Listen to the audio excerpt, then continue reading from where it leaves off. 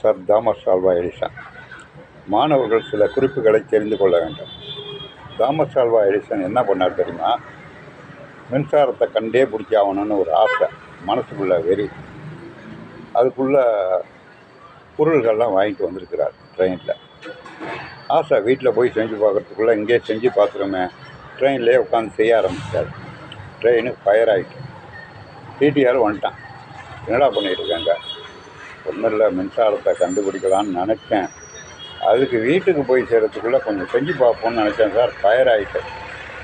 ஏன்டா train fire ஆச்சுன்னா அதில் உள்ள மக்கள்லாம் என்ன பண்ணுவாங்க?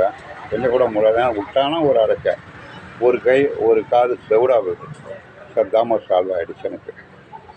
அதாவது அவசரம். ஆனால் இதெல்லாம் வாழ்க்கை குறிப்புகள், அவருடைய வாழ்க்கை குறிப்புகள் மாணவர்கள் தெரிந்து கொள்ள வேண்டும்.